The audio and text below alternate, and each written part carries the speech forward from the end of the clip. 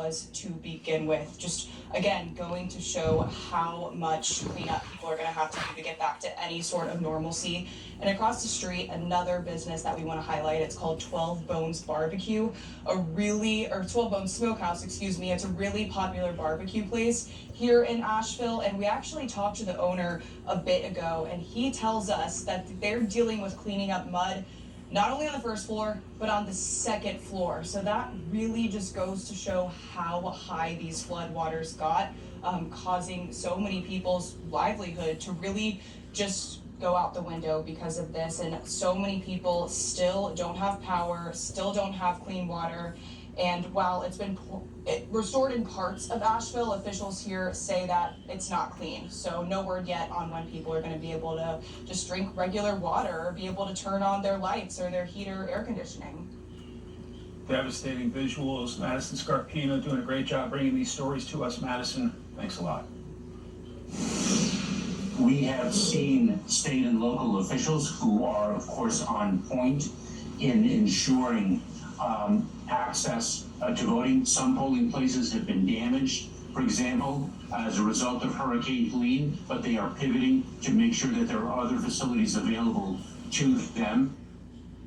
That was Homeland Security Secretary Alejandro Mayorkas saying officials in states hard hit by Helene and Milton are working to provide people access to other voting facilities.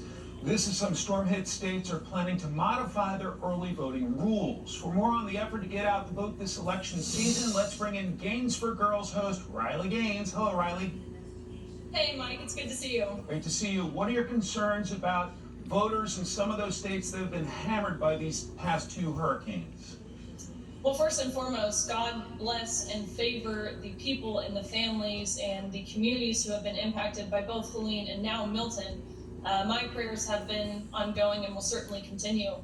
There are tens of thousands of people in Florida and Georgia and Tennessee and North Carolina who will likely face significant challenges casting their votes in the coming weeks. Those people need the rest of us to stand up for them by making sure that we get to the polls on or before Election Day. If we want to make America feel like home again, we must turn out the vote. We owe it to those people in those states previously mentioned and other fellow Americans who have fallen on tough times to make sure that they are not forgotten in this election. This is especially true for more than 1 million gun owners and hunters who are not registered to vote in key states like Pennsylvania and Wisconsin and Michigan and Ohio. I believe there are three really main reasons why these people aren't voting. One, they believe their vote does not make a difference. Two, they think voting is pointless. Oftentimes, I think they have distrust in the government, understandably so. People don't do what they say they're going to do when they get elected, so voting doesn't really fix any of their problems. Mm-hmm. And three, they believe the system is rigged, and so it is our job. We must make it too big to rig. The longer these campaigns go on, I think the more we learn about Kamala and her running mate. When they reveal themselves to you, believe them. She has now closely tied herself to President Biden and saying she wouldn't change a single thing that Biden has done. All of the disastrous and destructive and America last policies issued under President Biden are also hers, which you and I already knew. They're clearly struggling with the mail vote given recent ads and Tim Walz's impromptu hunting trip to which he didn't even know how to load the shotgun properly, which is interesting considering he was in the National Guard. But I digress. If he needs lessons on how to shoot a gun, Tim, I'm your girl.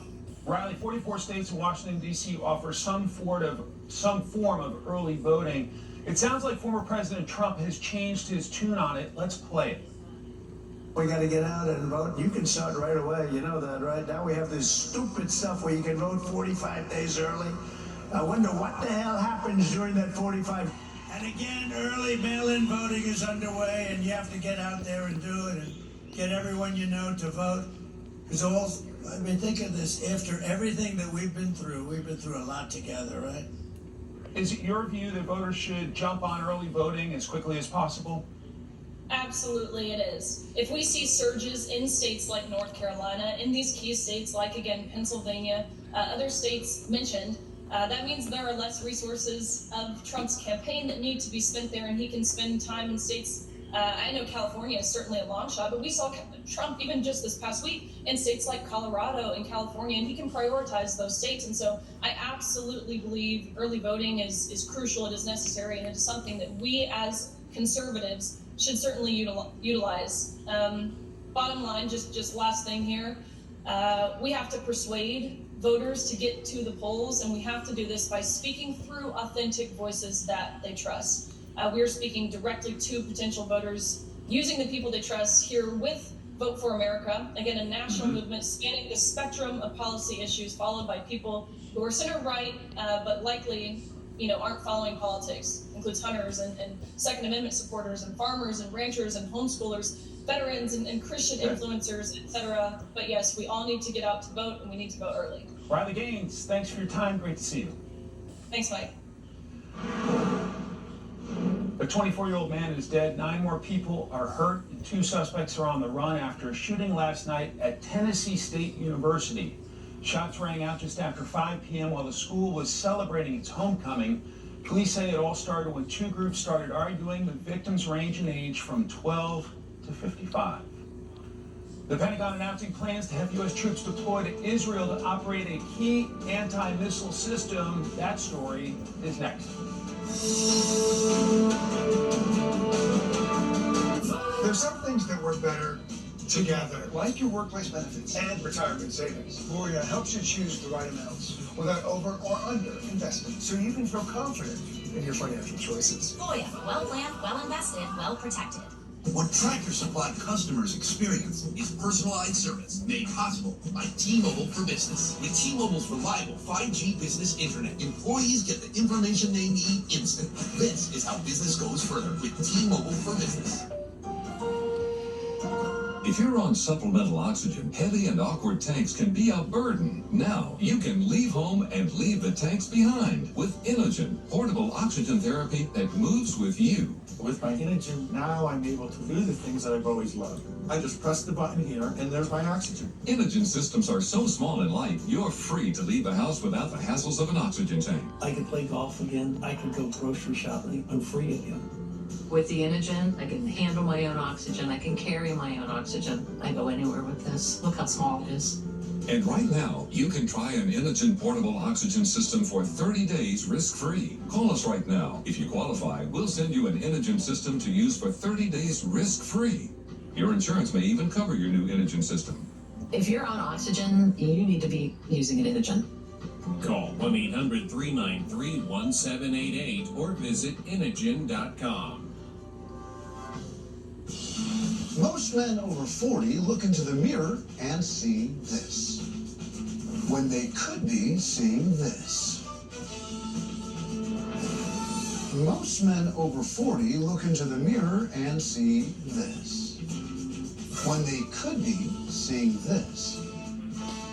Most men over 40 look into the mirror and see this, when they could be using this. Particle 6-in-1 face cream for men. The first of its kind anti-aging cream designed specifically for men. Fights eye bags, dark spots, and wrinkles. Visit ParticleMen.com and use the promo code on your screen to receive 25% off your entire order. Plus, we've got free shipping and a 30-day money-back guarantee. www.ParticleMen.com. Because seeing is believing.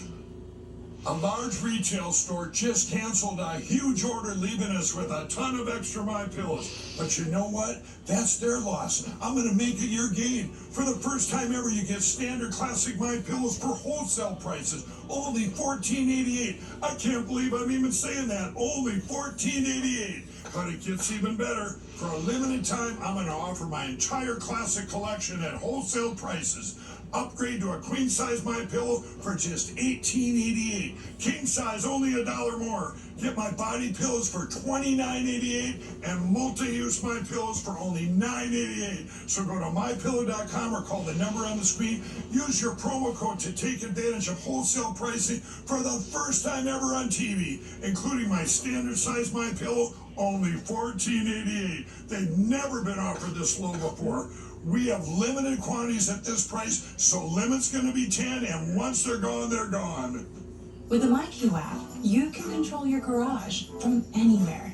Whether you're home or away, simply open or close your garage with a touch and rest easy knowing your home is always secure. Download the MyQ app today. Sometimes omega-3 fish oil supplements can be difficult to absorb. I recommend Queendom Advanced Omega-3 with phospholipid-bound omegas for up to 10 times better bioavailability. Queendom Advanced Omega-3, the power of 10x.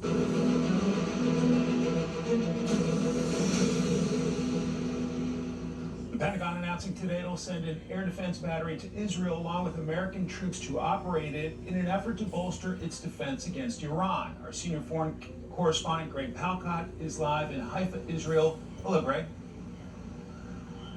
Hey, Mike. Yeah, we'll get to that very important story in a moment. But first, a bunch of breaking news tonight here in Haifa. We are just learning about a drone that has hit in the Binyamin area. That's about 30 miles down the coast from where we are. Was not intercepted. 20 people were injured, 8 critically or seriously. Some were medevaced to hospitals here in the Haifa area. This after this area has seen another wave of Hezbollah rockets all day. 5 targeted Haifa. We have been watching an Israeli Iron Dome defense installation not far from us. Very busy day and night. This is the land war by Israel against Hezbollah in southern Lebanon rages. More Israeli units entered, more towns evacuated. Israel claims to have killed militants and found weapons. It's not easy though, Mike. Today, 25 Israeli soldiers were hurt in southern Lebanon. And there are issues between the UN peacekeeping forces in southern Lebanon and Israel. 5 UN soldiers have been injured in the last few days. Prime Minister Netanyahu today said they have to go, but in a phone call today between Defense Secretary Austin and his Israeli counterpart, Austin said, lay off. This says, yes, the speculation continues about what will be the Israeli response to the Iranian ballistic missile barrage earlier this month. Netanyahu held a cabinet meeting today, no word from that. Among the possible Iranian targets, military and security bases, possible oil fields and rigs, probably not nuke installations. And yes, the Pentagon now saying it will be sending that very high-tech THAAD anti-missile battery system to Israel to defend against any further Iranian attacks. Probably most significant about this, Mike, some 100 U.S. military personnel will be needed on the ground here in Israel to operate that missile bank.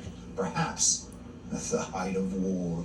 And one more note, on the Gaza front, Israel continues to push civilians out of the northern area. It looks like it's trying to isolate the Hamas terror group it's been going for the past year. Word is they might want to establish a buffer zone there. So there is action on every single front here. Mike, back to you. Greg Palcott live in Haifa, Israel. Greg, thanks very much. For more on this, we're joined by Democratic Congressman from Massachusetts, Jake Auchincloss. Congressman, welcome. Thanks, Mike. So the U.S. is sending this THAAD missile system to Israel. Major General Pat Ryder at the Pentagon saying about it, quote, this action underscores the United States' ironclad commitment to the defense of Israel and to defend Americans in Israel from any further ballistic missile attacks by Iran. It is part of the broader adjustments the U.S. military has made in recent months to support the defense of Israel and protect Americans from attacks by Iran and Iranian-aligned militias. What is your reaction to this significant news? I think it says 3 things. One, it's another example of the really unprecedented military alliance between the United States and Israel. We're not going to let our ally fight alone in the Middle East while it's encircled by a ring of fire. Number 2, this complements the tighter sanctions that President Biden has recently announced on Iranian oil exports. We want to hit Iran both defensively and in terms of its ability to respond against any Israeli attacks, but also economically. And then finally, and potentially most importantly, Mike, it's another opportunity for Prime Minister Netanyahu to articulate and then execute a strategy that makes Israel safer and makes the Middle East more peaceful in the long run. That is to say, get the hostages home from Gaza and marginalize Hamas by having Palestinian-led reconstruction in Gaza, helping the Lebanese army clear out Hezbollah and create a buffer zone in the north, and then marginalize Iran's hardliners and uplift its moderate middle class while wedging it from China. These are the imperatives strategically that need to be paired with Israel's recent tactical successes. Let me ask you a question I guess some folks on the couch may be asking right now. Do you worry about this dragging the U.S. into a broader conflict in the Middle East? Whenever there are U.S. troops in the Middle East, I'm always concerned. As an American, as a former Marine officer who knows how dangerous that neighborhood is, the United States needs to maintain a military and security umbrella in the Middle East because it's a volatile and violent region, and we have interests and allies there. We have deployed our aircraft carrier strike groups to the Eastern Mediterranean. We have U.S. troops in Syria and Iraq. And yes, we're going to position U.S. Anti-missile batteries and U.S. troops in Israel when necessary to defend our ally. But certainly no one is looking for another regional conflagration like George W. Bush started in 2003. We want the Abraham Accords to be strengthened and expanded so that we have an insurance policy in the Middle East against further war and can fully pivot to the Indo-Pacific, where our near peer, China, is really the pacing adversary of the 21st century. All right, I'd like to ask you about one issue here at home. Speaker Mike Johnson talked today about FEMA and its response to the hurricanes. Let's play. FEMA was slow to respond. They did not do the job that we all expect and hope that they will do. They have tens of billions of dollars that were already sent to FEMA one day before Helene made landfall. So they have plenty of resources. Congressman, I know you represent Massachusetts and not North Carolina, but in your view, was FEMA slow, and do they have the funding they need right now? I think FEMA's responded vigorously. Of course, there should be an after action, as there always is with these disasters, to see what can be improved upon. And I want to hear from the elected officials of both parties in the affected states to understand from their perspective and their constituents' perspectives what happened and what we can do better. In terms of the funding streams, I think what Speaker Johnson needs to acknowledge is there's really two critical funding streams for disaster response. One is FEMA, of course, which helps to rescue and then repair. The other, though, is the Small Business Administration, which helps people get back on their feet after a disaster. And in fact, sometimes the largest source of federal funds for individuals is through SBA, not through FEMA. Now, SBA has said that they are rapidly exhausting their monies. And so the Speaker needs to either, one, say that he doesn't agree with their assessment and explain why. Two, say that it doesn't matter that SBA is low on funds and explain why. Or three, reconvene Congress and help us appropriate more funds to the SBA. But he hasn't done any of those three things. Okay, Congressman Jay Auchincloss, we will follow it. Thanks for your time today. Good to be